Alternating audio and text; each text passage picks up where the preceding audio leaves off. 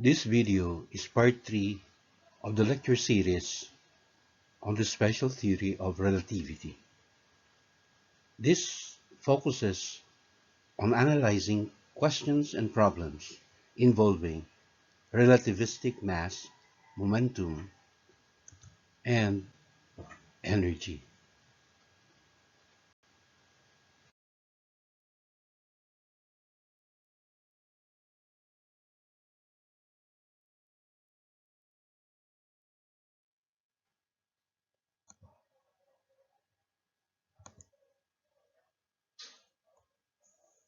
According to special theory of relativity, the mass of an object moving with respect to an observer in an inertial frame appears greater than it does when at rest with respect to that observer.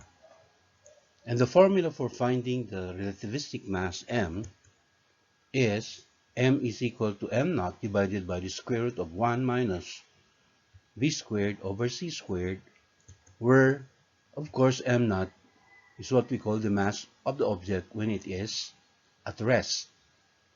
And small m is what we call the relativistic mass, or the mass of the object when it is moving relative to an observer in an inertial frame. And as we all know, the reciprocal of square root of 1 minus v squared over c squared is also called the Lorentz factor gamma. So we can also express the relativistic mass m as the product of gamma, or Lorentz factor, and the rest mass of the object.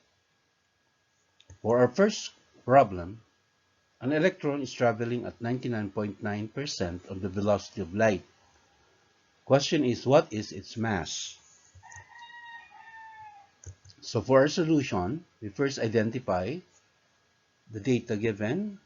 M naught is equal to the rest mass, which is 9.1 raised to the negative 31 kilogram. That is the mass of an electron at rest. And the speed of the electron is expressed in terms of the speed of light is 0.999 times the speed of light c. So at this early, we also determine the square of the speed of an electron over the square of the speed of light, or v squared over c squared, is simply equal to 0.999. Get the square of that, and we will get 0.998. So to determine the relativistic mass of the electron, we use that formula. M is equal to m naught divided by the reciprocal of gamma, or square root of 1 minus v squared over c squared, substituting for the mass or rest mass of an electron, 9.1 raised to the negative 31 kilogram, divided by square root of 1 minus, since you already got earlier the ratio of v squared over c squared, so we now have square root of 1 minus 0.998, and simplifying, we have as our answer for the relativistic mass of an electron, which is 2.03 raised to the negative 29 kilogram. And as expected, the relativistic mass is much greater than the rest mass of the electron.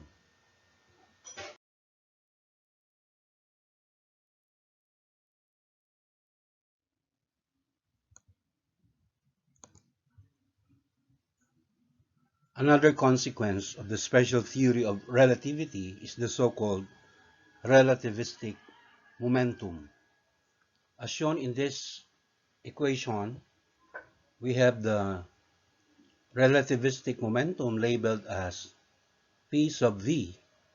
Okay, P sub v, or the relativistic momentum, is equal to the momentum, or the product of the rest mass of an object multiplied by its velocity v, divided by, again, the square root of 1 minus v squared over c squared, or in terms of the Lorentz factor gamma, we have the relativistic momentum P sub v equals gamma multiplied by mv.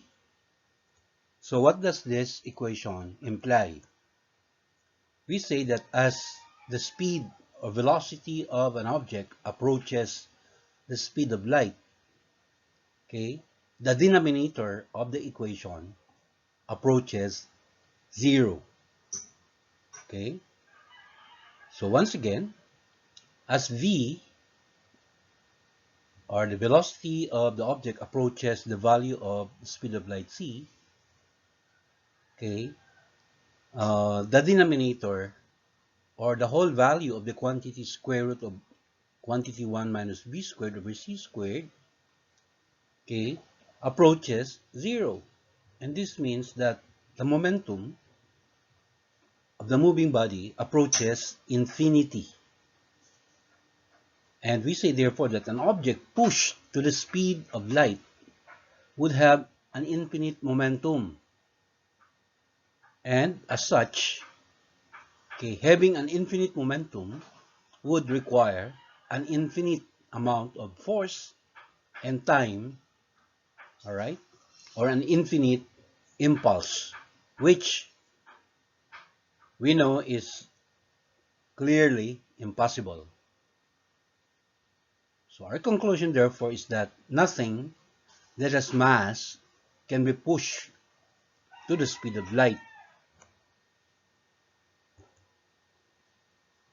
A third example or problem illustrates the use of the relativistic momentum equation. So we have a proton whose rest mass equals 1.67 times 10 to the negative 27 kilogram.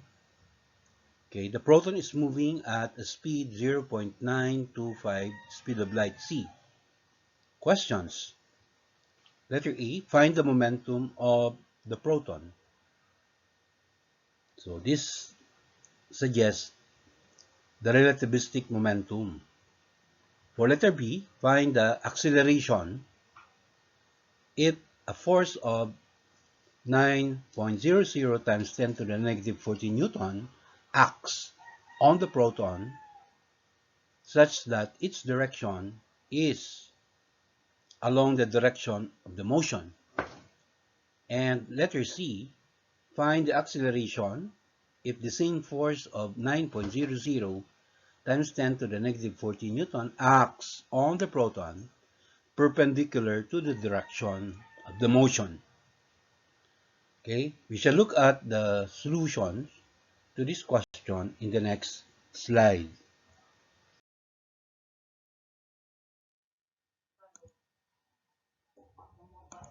So for our solution to this problem, we first determine the reciprocal of the square root of 1 minus v squared over c squared, or the value of gamma. So we substitute gamma equals 1 divided by square root of 1 minus 0.925 square. Alright? And our value for gamma, therefore, will be equal to 2.64. Alright. So, we now answer our first question, letter E. The relativistic momentum PV is equal to the value of the gamma multiplied by mv. And substituting, we have 2.64, which is the value of the Lorentz factor gamma, multiplied by the rest mass of the particle, the proton, and its speed, which is 0.925 times the speed of light. Speed of light in vacuum is 3.00 times 10 to the 8 meters per second. So our relativistic momentum at such speed, v equals 0.925 speed of light, is therefore equal to 1.22 times 10 to the negative 18 kilogram meter per second. So this is the relativistic momentum of the moving proton, moving at a substantial speed, 0.925 speed of light. For letter B, we find the acceleration given the value of the force directed along the direction of the velocity. All right, so the formula is A equals F divided by the quantity gamma cube multiplied by the mass of the proton.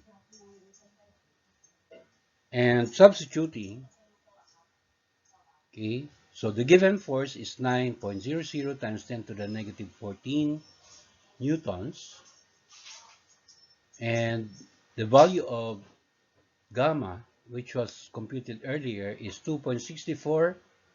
We need to get the cube, the value of the cube of 2.64, then multiply it by the rest mass of the proton, 1.67 times 10 to the negative 27 kilogram. So doing our math, we will get for our value for acceleration equals 2.93 raised to the 12 power meter per second squared. Take note, this is the acceleration of proton when the force exerted on the proton is along the direction of its velocity v. For letter C, we are asked to find the acceleration given the same amount of force but whose direction is perpendicular to the velocity. And the formula for that is equal to F divided by the quantity gamma multiplied by the mass, the proton. Notice that the value gamma is no longer the cube value. It's just the plain value for gamma to be multiplied by the mass m. And substituting, we will get 9 raised to the, or 9.00 raised to the negative 14 newtons divided by the gamma value, which is 2.64, to be multiplied to the mass, rest mass of the proton, 1.67 times 10 to the negative 27 kilogram. And doing our math, we will get the value for A, or acceleration, equals 2.04 right times 10 to the meters per second squared.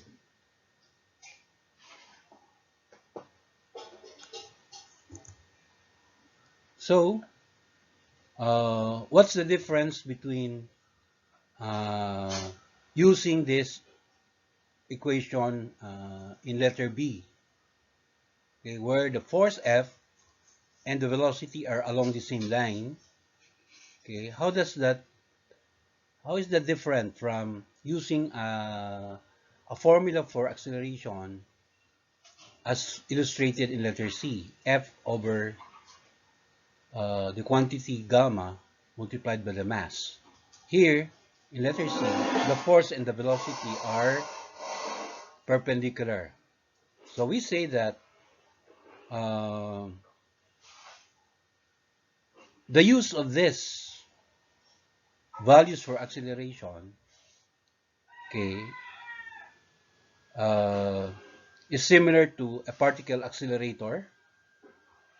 Okay, a particle accelerator is a machine that uses electromagnetic fields to propel charged particles to very high speeds and energies, and to contain them in well-defined beams. So for letter C, where the force applied and the velocity are along the same line, okay, one application of this is in what we call a straight particle accelerator, also known as the Linux. All right. So this is one application for situation letter B, where the force applied on the particle is along the direction of its instantaneous velocity. All right. Whereas for letter C, uh, there is another kind of particle accelerator, okay, which is circular. And a popular example of a circular accelerator is that what they call the synchrotron. So here, the particle is moving along a uniform circular motion, all right, whose net force acting on it is perpendicular to its instantaneous tangential velocity, all right. So these are examples of the applications of the situations illustrated in letter B and in letter C.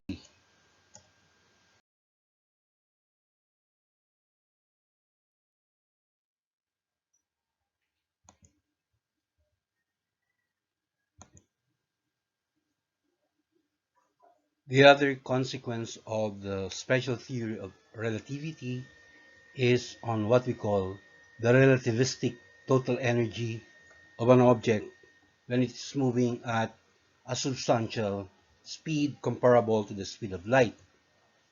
We express the total energy of an object, okay, labeled as capital E in terms of the equation E is equal to mc squared, all right, where m is considered the rest mass of an object. Of course, c is the speed of light in vacuum. So that will be divided by the square root of 1 minus v squared over c squared. In other words, if the rest energy mc squared is multiplied by the Lorentz factor gamma, then we will get the value for the relativistic energy. All right. The rest energy of an object is very familiar to all of us because that is just the famous equation of Einstein, E equals mc squared. But we take note that the energy described here is just the rest energy of the object. All right. So E naught, or rest energy, is expressed as the product of its mass, all right, the rest mass, multiplied by the square of the speed of light. So, what is the result of having these two equations? We therefore say that the kinetic energy, Ke, is just the difference between the total energy of an object and the rest energy of the same object, or Ke is equal to E minus E naught, which in terms of uh, the factor or reciprocal of what we call Lorentz factor, Ke can be expressed as mc squared divided by the square root of 1 minus b squared over c squared minus, okay, the rest energy quantity mc squared. Or in terms of the Lorentz factor gamma, we say that the kinetic energy, all right, of a moving particle moving comparable to the speed of light is just equal to the quantity gamma minus 1, all right, multiplied by mc squared. So these are the formulas, all right, that describe the kinetic energy as well as the total energy of an object when it is moving at a substantial speed comparable to the speed of light. Okay? The total energy E can be expressed in terms of the Lorentz factor, gamma, multiplied by mc squared. So, we have our application to illustrate how these formulas are used in the next slide.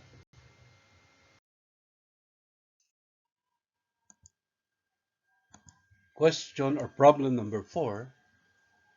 The sun radiates electromagnetic energy at the rate of 3.92 times 10 to the 26th power watts.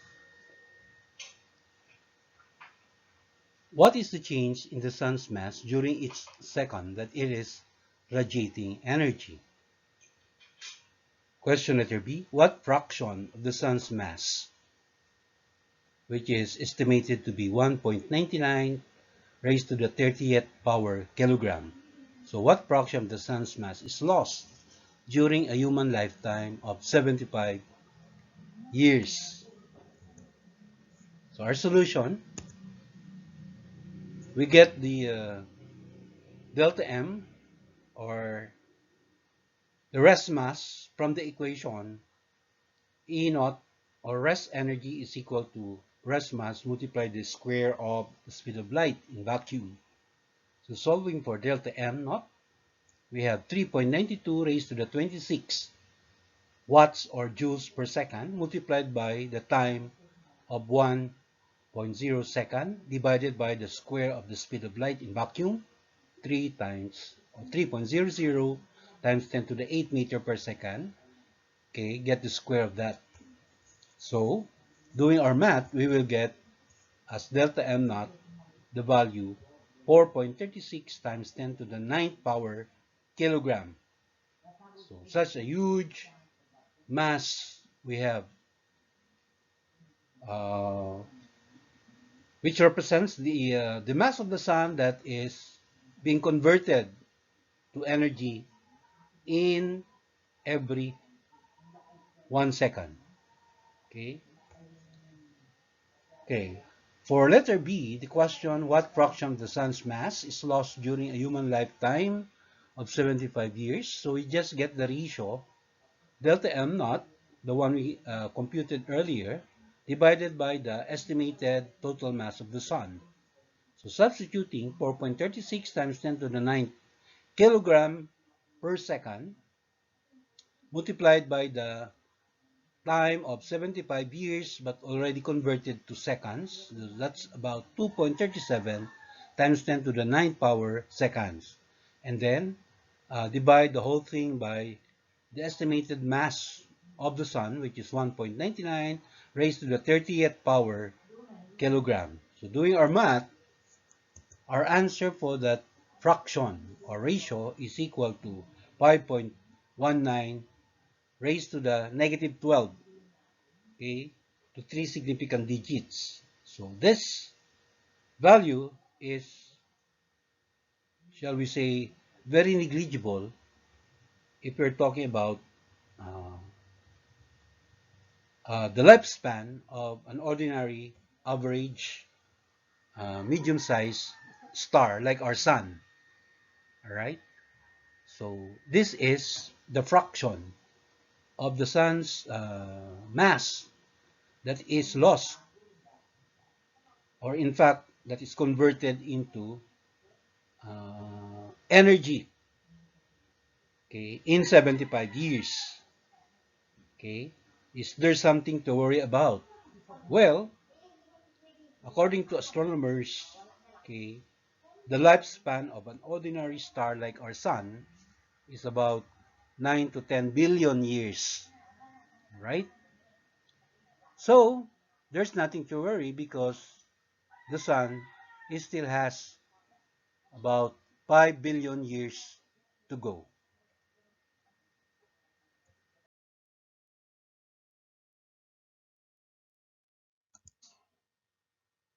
We're down to our last problem, problem number 5. At what speed is the particle traveling if its kinetic energy is 3 times its rest energy. So our solution, okay, we have the formula for relativistic kinetic energy equals m naught c squared divided by square root of 1 minus v squared over c squared minus the rest energy, which is m naught c squared, and that is equated to 3 m naught c squared. So that's according to the question. This relativistic kinetic energy must be 3 times, okay, the rest energy. That's why we have here the equation or the expression for kinetic energy being equated to 3 m naught c squared. So isolating negative m naught c squared to the right side of the equation, okay, we have m naught c squared divided by square root of 1 minus v squared over c squared is now being equated to 3 m naught c squared plus m naught c squared. Okay, the right side will result to 4 m naught c squared, and if that is transferred to the left side of the equation, while square root of 1 minus v squared over c squared is transposed to the right side of the equation, all right, we arrive at this. M naught c squared divided by 4 m naught c squared equals square root of 1 minus v squared over c squared, which obviously shows that m naught c squared can just be cancelled out, and we are left with 1/4 or 0.25 being equated to square root of 1 minus v squared over c squared, and squaring both sides, okay, the radical sign on the right side of the equation